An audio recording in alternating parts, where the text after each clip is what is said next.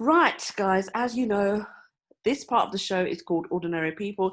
And as always, I've got somebody who's doing extraordinary things in the community. But today, my very, very special guest is somebody who doesn't even reside in the United Kingdom.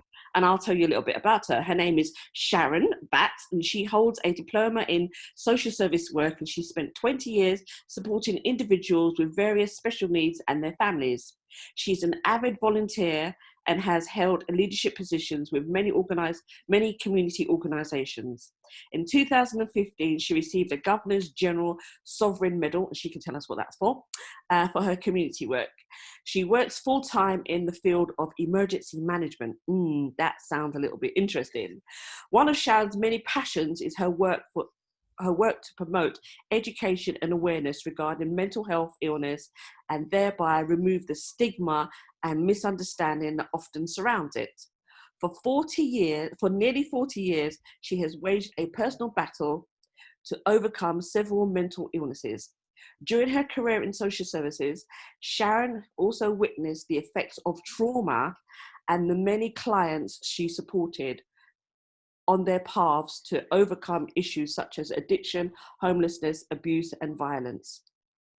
After decades of hiding her illness and suffering in silence, she embarked on a recovery journey to mental wellness, utilizing a variety of means. It was during this time Sharon found her voice and began advocating through public speaking and education on mental illness and wellness.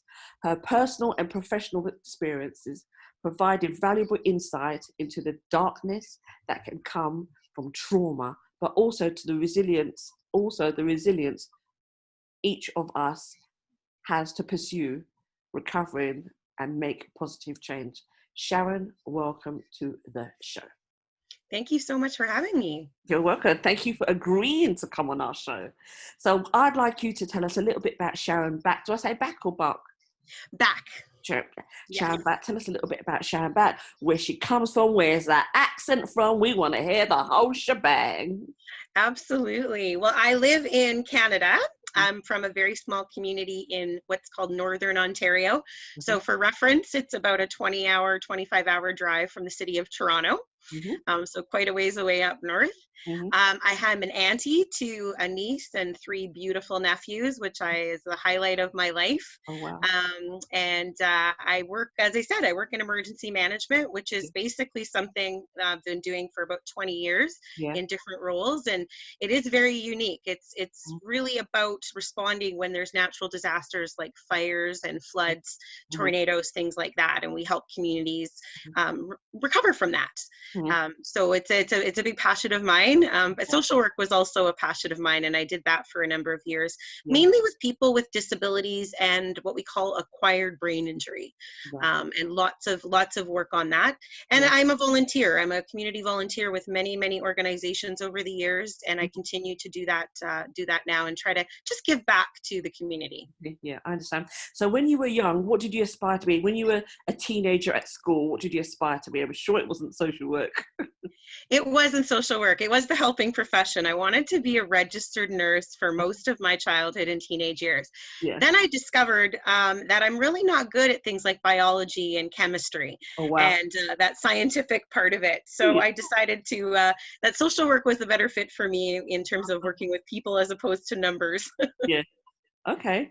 And so what age, over here, it will take us like 3 years to get a degree, a social work degree, but we can't go to university until you're 18, 21, something like that. So was that what you done when you left school, or did you do a job in between it and then decide, actually, I'd prefer to be a social worker? Well, I took a year off after what we call high school, and took a year off there and kind of just tried to decide where I wanted to go with my life, and really just read a book actually one day about this amazing social worker who had worked on a high profile case with child abuse victims. And I thought, I want to do that. I want to help other people. In the way that she did. So I decided to apply, and we can go to college or university. It's you can choose which one to go to. College I liked better because it was much more hands-on practical Yeah. practice for Yeah. social work, Yeah. where we went into placements fairly quickly and were able to kind of do that nitty-gritty on the ground work with folks. So I Yeah. did that when I was about 20. Mhm. I had taken off the year, went back about 20, and it took me about 2.5 years to Yeah. complete my diploma. Mhm. Okay. And then did you get a job straight away? Did you struggle, or did you have to do voluntary work? Well, one of the struggles that comes with this field actually is not a lot of permanent full-time Uh, work. So a lot of what we call casual work or call-in work, yeah. where you would have a few hours here, a few hours there, Uh-huh. with different families or different agencies who would call you in. So Uh-huh. I did get jobs right away, which was Okay. great in the mostly with people with intellectual disabilities. Mhm. But again, it was building your kind of have to build your resume up and sort of apply everywhere to get that experience. So I did that for probably close to 10 years Oh, before wow. I got some permanent positions. And eventually, before I left social work, I was a supervisor at a place called Brain Injury Services of Northern Ontario Yeah. and was able to have a leadership role there. And it was a fantastic experience Yeah. kind of being able to do that. So it took a long time, a lot of work, and a lot of self-care along the way as well, because you're Mhm. dealing with people Yeah. and people who are dealing with a lot of issues Mhm. and concerns. So like I said, addiction and homelessness and that type of thing.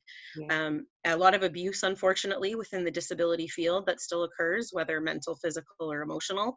Yeah. So a lot of the people I worked with had trauma backgrounds, Yeah. and you had to be responsive to that. So it took a lot of time to get all that experience that was needed for that more leadership supervisory position. Yeah. So in the community, so when you first started, did you just work with general needs, I mean, we call it general needs, people who, like, you said you were interested in child protection, okay? Or I mean, over here, each department is separate. Over in Canada, are they all grouped together? Oh yeah, no, they're actually quite separate too. So Yeah. I basically I had a chance to work with a young girl who had autism, and I Mhm. really decided that I wanted to go into the area of working with people with disabilities because I found Uh, that to be the most meaningful for me. I could have worked toward child protection or social welfare agencies, yeah. but yeah, I had that one little girl that just sort of turned Yeah. my mind to this piece. And I have people with disabilities in my family, so I came at it as a family member too, who wanted to see folks do better than what my family members had to deal with in the past as well, because times were very different, Yeah. 40, 50 years ago, where we had institutions, Mm. and now we were looking at community-based care, which is much more beneficial. And that really spoke to me a lot. Yeah. So do you go into their homes, or do they go to like a day center? A little bit of both. I would do what we called respite for families where they needed a break. So I would take the child or the adult out into the community and do activities, go bowling, go to the movies, life skills training sometimes, depending. And then other times I worked in a group home setting or a weekend facility where Yeah. people would come for respite or for a break. And I would have, 8, 10 hour shifts there where I would do work on site with a whole bunch of people, maybe in groups of 4 or 5. Yeah. So it was very dynamic and very interesting because you were always doing something different. It was Yeah. very, Uh-huh. very never boring. It was never boring. Also, there's no time for it to Yeah. be boring. So No. the emergency work that you did, right? That sounds a little bit like for us, like working with the ambulance service. Tell us a little bit about that. Yeah, well, my first foray into that was as a volunteer, what we call first responder, which is basically emergency medical services. Right. And it was in my small community where most small communities up here have volunteer teams. So Mm-hmm. I volunteered for that. And I had grown up with 2 police officers in my family. So really had, always kind of had that emergency vibe. Mm-hmm. And then I ended up going to the Canadian Red Cross as a volunteer, where I still am 23 odd years later, in what we call disaster management, which is more of the management of people who are evacuated, as an example, who are in shelters, um, things like that. So a little bit different, not necessarily the medical side, Yeah. So but when you say evacuated, yes. do you mean like people who've been evicted for maybe rent arrears, or Oh people no, who this are would be gone? this would be evacuations due to like a natural disaster. So a tornado, for example, taking out homes, or a Yeah. flood that displaces people. So more like that. Uh-huh. Okay. So how often did that happen over there then? Well, you know what? When I first started my career in the emergency management area, we would maybe have something once or twice every couple years. And now we're seeing multiple events. 2019 was a time where we saw probably about 10 events throughout the year, Mm-hmm. some happening at the same time, fires and floods actually at the same time. Mm-hmm. And I work for the province of Ontario Mm-hmm. as what we call an emergency management field officer. Mm-hmm. So I was remote supporting or deploying, which means traveling to those emergency areas to help out with the members of the what we call the municipality, the governance structure in the community, to Uh-huh. help them organize and mobilize and do what they needed. So things have definitely changed, whether whether we blame it on climate or different things, but it's definitely changed, and we're a lot busier than we used Yeah. to be at the start of my career. So what kind of things do you do then? So they get evacuated. Do they go to a community centre? Tell us what the process is. Yeah, most people we find actually find friends and family to go to, which is great, right? There's a much more comfort level with that. Yeah. But there are people who are most vulnerable during an emergency who have nowhere to go. So people who are on social welfare, as an example, or have a disability or have mental health issues, who don't have that capacity to sort of take care of themselves. So that's where you might set up a shelter or a reception center, a place with cots and blankets, and bringing in things like food and clothing to them Mm-hmm. in an actual site. So it really, we find that most people are fairly okay to go find where they need to go. But you also get some people who kind of fit in the middle, Mm-hmm. where they're okay at the start and then they start to run out of funds or run out of capacity. And then we have to step in and be able to find the supports that they need. And how do you raise funds for them, or clothing or food? And how's that go?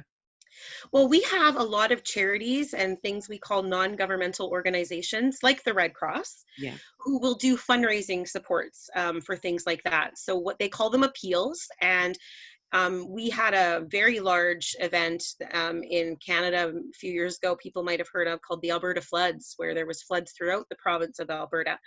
And the Red Cross, and I responded out there for the Red Cross, did a national appeal Mm-hmm. for funds. And those funds then go into a bank account that is strictly set up for that purpose. Mm-hmm. And then the volunteers at the Red Cross would go out and do what we call needs assessments to see what people needed, Mm-hmm. and then provide them with what their needs were. And it would come out of that fundraising. So it's a lot of charity work.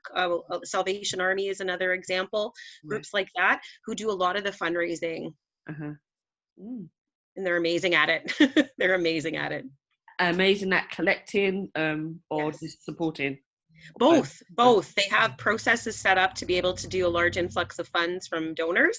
Mm-hmm. And then they have the processes already set up ahead of time, and training of volunteers and all that stuff all ahead of time. So they can respond very, very quickly and be on the ground within several hours sometimes. Wow, that's fantastic. Yeah, it's amazing in organization. So are you still working in the community services? So right now what I do is volunteer for a couple different groups. I'm inactive with the Red Cross just because my job is a bit of a conflict now, where I respond on behalf of the province of Ontario now. Yeah. But I volunteer with a couple places. So one group called Thunder Bay Family Network, which is a support to families and individuals who have a loved one with a disability. We try to help them build good lives, we call it, of Mm-hmm. their choosing, and based on their strengths and their dreams and their gifts. Yeah. I also volunteer with a place called Boots on the Ground, which is a 24/7 peer support line for what we call first responders. So fire, police, emergency medical services, Mm-hmm. that if they're struggling with a mental health issue or just need someone to talk to who really understands their lifestyle and some of the things they've seen, that they can call that number. Mm-hmm. So I manage the Northern Ontario operations piece for them. Yeah. And yeah, those are the two I'm most involved with now. Mm-hmm. But the other big piece, of course, is my mental illness advocacy that I do on a regular basis. I speak, I publicly speak. I've done interviews like this before. And then I also have transitioned with COVID-19 to writing. I have a website and a blog that I do just to, really get that message out there to reduce stigma and discrimination. Yeah. So tell us your story, your personal story about dealing with mental health, how it came about, and how you actually identified it, or was it somebody else? Yeah, absolutely. So I am diagnosed officially with what we call post-traumatic stress disorder, Mm-hmm. complex post-traumatic stress disorder. major depressive disorder, anxiety disorder, and obsessive compulsive disorder. So those are definitions, Yeah.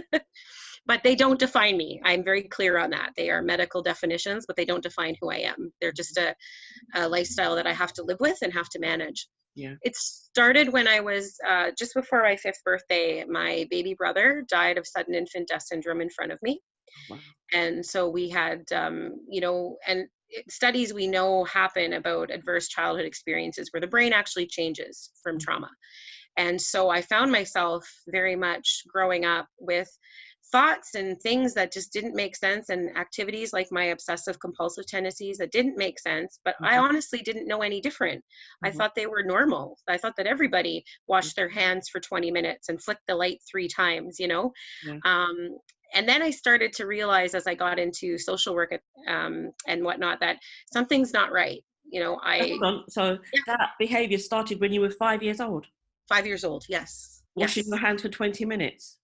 Yeah, those little obsessive compulsive tendencies came out pretty quick. Yeah. They got worse as I got older, of course. So did your parents recognize this? Well, that's the interesting part. Back then, I'm 43 years old now, going on 44.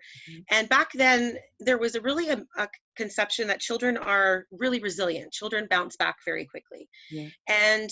And so that was the culture that my parents lived in. Plus, also now as an adult, I understand the grief that they were in, and that they weren't able to see past a lot of that grief for what myself and my other surviving brother were necessarily going through. So they really didn't see it. And I was thought of as kind of quirky, a little bit strange, weird, kind of quirky tendencies, but the puzzle wasn't put together till I was an adult. Wow. Yeah. Okay. So you'd flick the light switch 3 times, on, off, or off, on, off, on. It always had to be 3 times with one hand, and actually then 3 times with the other hand. I had to do everything very evenly. Yeah. I remember one time I got really mad at someone because I had spent an hour lining up the Afghans on the couch to be completely even, and then someone sat down on it. Hold on, what's an Afghan?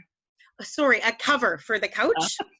Yes, a knitted cover for the couch. And I gotten it all even, and I was so happy. And then the next thing I know, someone sat on it and made it uneven. And I couldn't handle things like that. And it didn't make a lot of sense.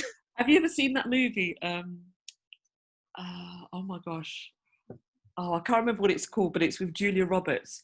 And she marries this husband, and he has to have everything lined up, all the tin food in the cupboards. I can't remember what it's called. I remember the movie. I can't remember the name, but yes, very much like that. Right, so that's what you sound like right now. Okay.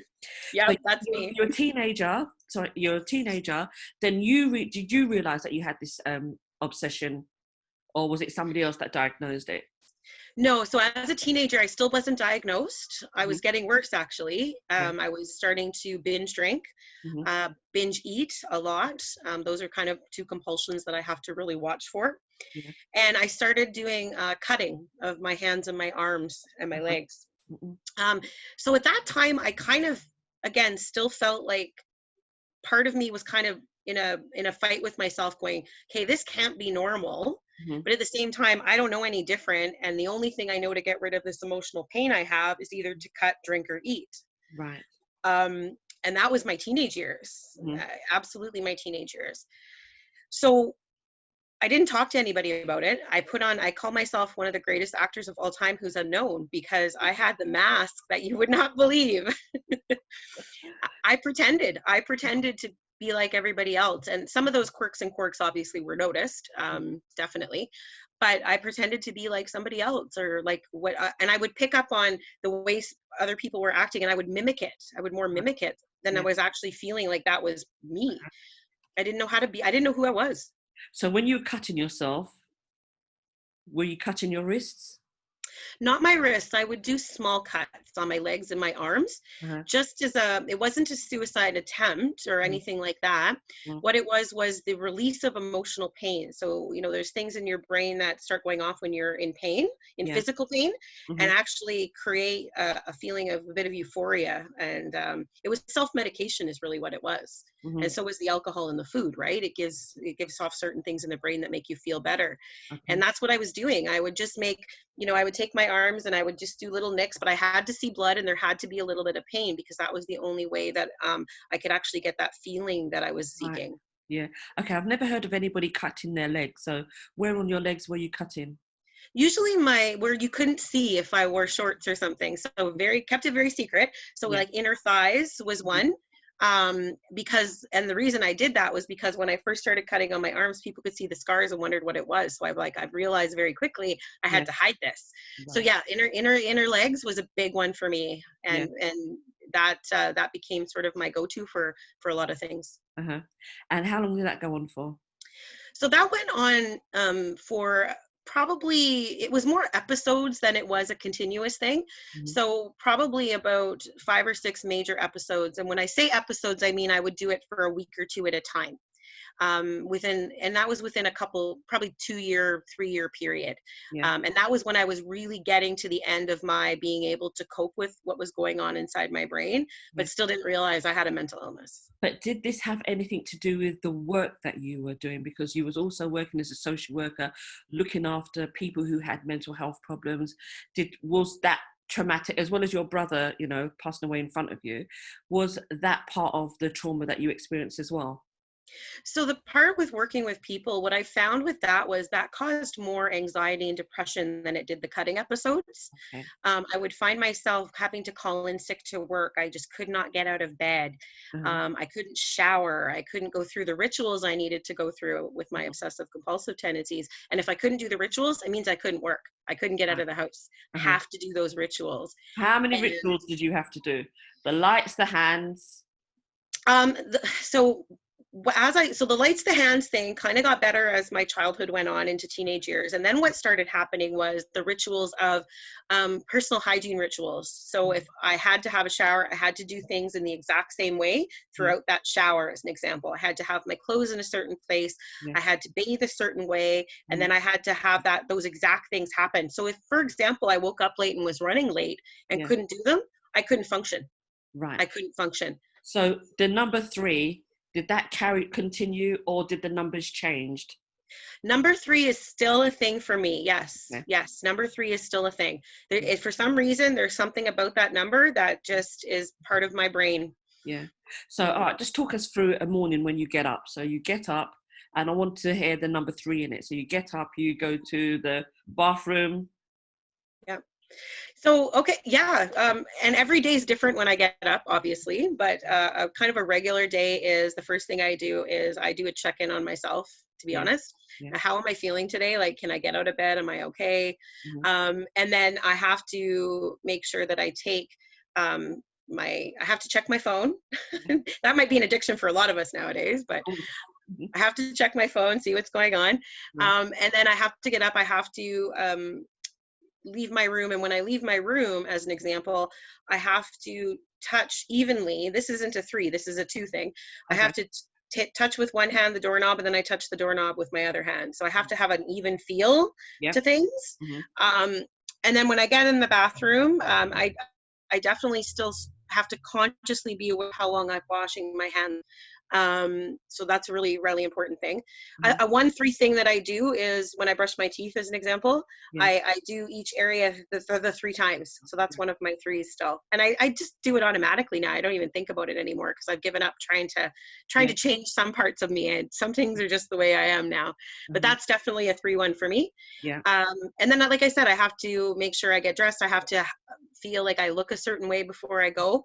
Yeah. Um, I have to, some days when I'm really stressed out and having a really difficult time, I will Mhm. actually go to leave my house and have to run back 3 or 4 times to make sure, for example, that the stove isn't on. I Yeah. become paranoid about a fire to my house, those kind of paranoia thoughts. Mhm. I have to make sure, sometimes I can't leave until I unplug the dryer and the washer in the house. Because for some reason in my head, there's going to be an electrical issue and the Yeah. house is going to catch on fire, Mhm. Yeah. So those are things that I do. I have to have a comfort level before I leave. And people always used to get angry with me because I was late to everything. Yeah. And I hate being late. I Yeah. hate it. So, but I also hate getting up earlier to do my rituals too. So it's a catch-22. But people would be angry with me at work. And I get it. Shift Yeah. work, you're on a midnight shift, a night shift. You want to go home. And here's Sharon trotting in 15, 20 minutes late. So, okay. So for our listeners who don't know anything about compulsive disorder, so I Right. feel as if to say I when I was younger, I had a compulsive disorder, but it was a managed one. It was all about the hands for me. I Okay. used to hate shaking hands with people. I would never, don't put your hand in my packet of crisps or anything like that. And if I went onto public transport, I used to wear gloves, and those Mhm. gloves were put in a certain place in my handbag, and they were turned inside out. And over the years I realized that I developed that. Well, I need to control that. So I understand what you're talking about, but there may be people who are listening who actually don't even realize that they've got this ritual, and they don't and it's a mental disorder, and they don't know about it. So when you were at work, and you had to take over from somebody, right, how did you manage those rituals in the working environment? Yeah, that was really difficult, especially because when you have a higher stress situation, when I'm going through a rough time, Yeah. those obsessive compulsive tendencies come out way more. Hmm. Um, so one of the things I had to learn to do was be aware of them, number one, Yeah. and really be self-conscious. And I also had to be able to really take feedback from other people at work. Yeah. Even my family sometimes, just being able to take that feedback. Hmm. But for an example, when you work with people with disabilities, oftentimes you end up having to do personal care. So changing of underwear and Hmm. clothing and things like that, or things get soiled. Yeah. So you can imagine me with my hand washing and the germ piece, right? Being very, having a hard time especially when I'm very stressed out, trying Yeah. to actually manage that, like take care of the people that I need to take care of, but actually do the rituals that I need to do. Yeah.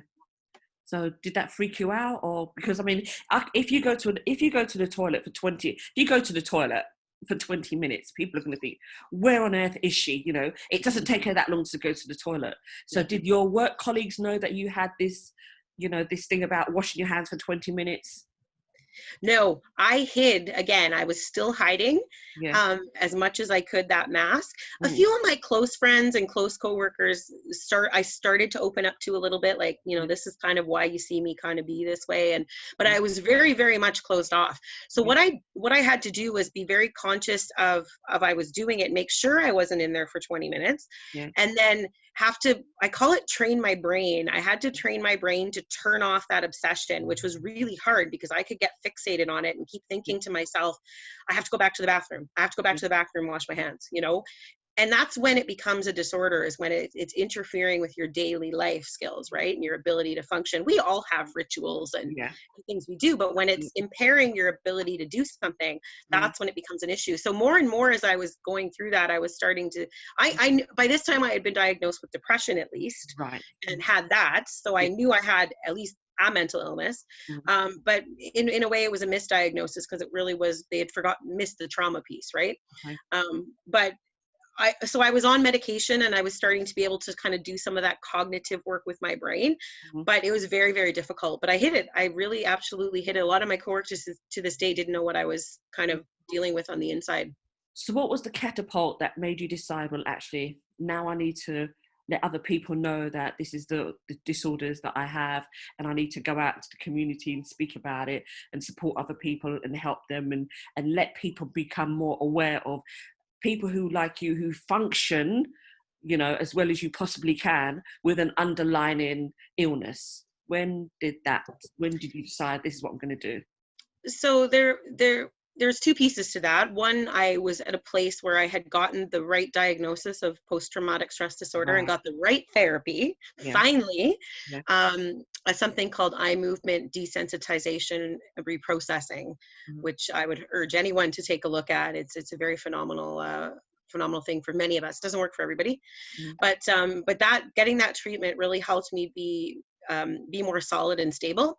Mhm. And then we have a day in Canada called Bell Let's Talk Day, where Bell Canada is our across the country phone provider, Mhm. and they've taken on this talk day in every January, where it's about being open about mental health, and they'll donate so much per tweet and per Facebook post and stuff like that.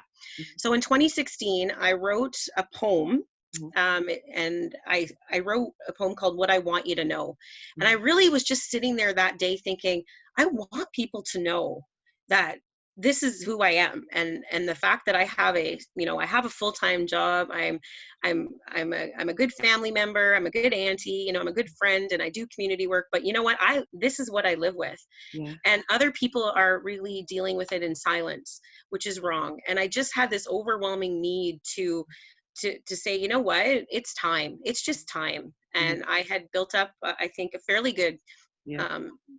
reputation in the community with the work I had done, and thought, well, I'm going to use my voice, because there's so many people out there who will never get to that point. Yeah. But they could use someone to speak up for them or about them. Yeah. And so I wrote the poem, and then what happened was our Canadian Mental Health Association did a story that day on me, a very short little story, but basically I called it my coming out with mental health. And they published it that day.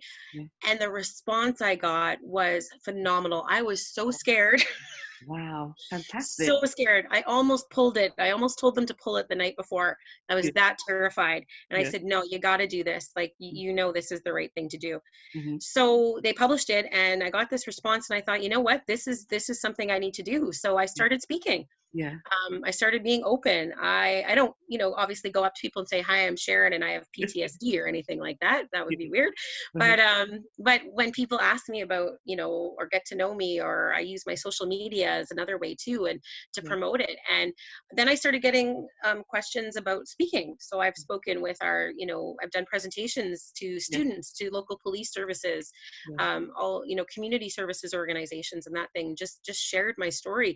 And then the response I was getting from that was amazing. These eye-opening moments, and people crying, and people coming up and saying, you helped me. And I thought, this is it. This is why I'm doing this. If it's one person I can pull back from the edge a little bit and realize they're not alone, that's it. People just don't know when their stories is going to inspire somebody else. Yeah, that's fantastic. So can I just mention this, right, Sharon? I heard you say that you're an auntie to 3 young children, okay? But I haven't heard you mention anything about children yourself. No children myself. So I'm an auntie to 4, a niece and 3 nephews. Okay. But no children myself. I'm a fur baby mama. I have 2 wonderful little cats with me, and being an auntie is honestly the biggest joy of my life. I very much just one of the things with complex PTSD, to be honest, is difficulty with relationships. So I've had relationships and have hoped for the white picket fence kind of dream in that, but it's hard for me to have relationships with people. It's hard to trust, and it's hard to let other people in. And I've attracted abusive relationships. Okay. Unfortunately, I've been through 2 very abusive relationships, mentally and sexually. And so that kind of dampens your spirit for pursuing it. So I try, I'm open, and I try, but it's I just enjoy what I'm doing right now. Being an auntie is a lovely thing. Are you on any medication? Yes, I've been on medication for the last 15 years. Yeah. We've had to change it up a couple times because it actually stopped working. And that can happen often at times. It's one of my biggest fears, is that it will stop working. But I'll be honest, and I tell people this, I hate the fact I have to take medication. Every morning, I'm reminded that my brain doesn't function in the way it needs to function. So But at the same time, I'm smart enough to know I need to do it for my health. Okay. So my next question was going to be, when you're functioning well and not hurting yourself and not feeling a state of depression, do you stop taking your medication? No, there's 2 different kinds of medication I have. There's medication I take daily, which I have to continue taking in order to keep the levels of serotonin in my brain steady. And then there's medication I take just as needed. So if I'm having an anxiety attack, as an example, then I just take those as I need them. But the other medication, it's very dangerous to come off antidepressants quickly and without doctor supervision. I've done it many times in the past with bad results. So I very much have a good relationship with my doctor, and we've tried to taper off before, and then I end up in crisis again. So we've sort of left it at the level it is now, and I feel more going onward, and maintain that stability for a while. Then we'll probably see and try again to wean it down a bit. Okay. So you said you wrote a poem. I detected some kind of an accent there. Accent? Yeah, apart from Canadian, is there anything else? You said Well, poem.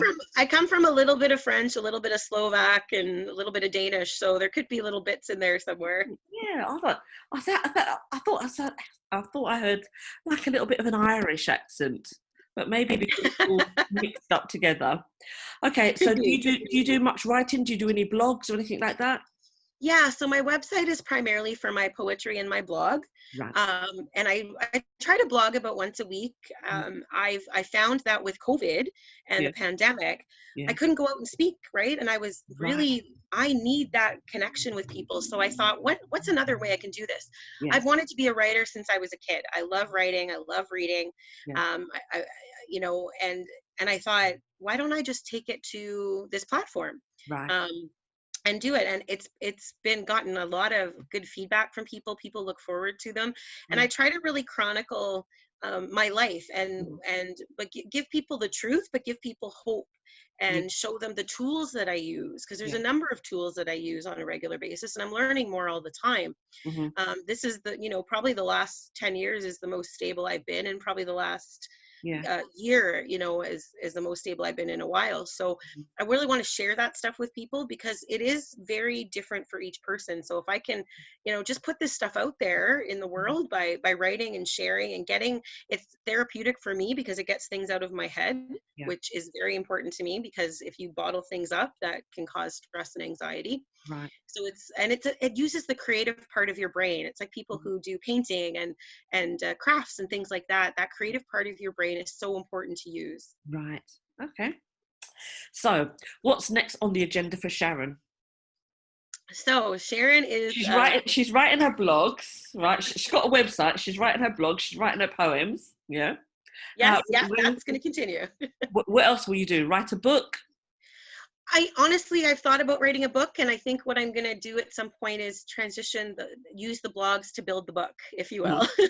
Absolutely. So Yeah. that's going to be. I'm going to continue with my advocacy, and I hope Yeah. to, you know, things like this really, you know, thank you for this opportunity, because things You're like this welcome. really help get the story out. And Uh-huh. my community work's very important to me, Mhm. especially anything to do with people who are the most vulnerable. And of course, we know people with mental illness are some of the most vulnerable in our society. Yeah. I'm going to continue my career and hope to do other things within it, maybe consulting at some point, Yeah. or you know, providing different venue. There's so many places you can go in my field, which is Yeah. really exciting. Awesome. Hmm. Yeah, many places you can go, and you can bring your skills to many different areas. So that's kind of nice.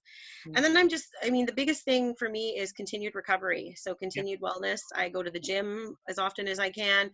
I Okay. spend time with my family as often as I can. I have an amazing network of friends Hmm. who provide support to me, and actually have permission to call me on my stuff, I say. Yeah. So if they see me going downhill, they have permission to say, Sharon, you're not acting right, you know, you got to do something. Okay. So I'm really lucky that way, and I think putting my focus in there for the next while is going to be something. But I think the book will definitely happen one day.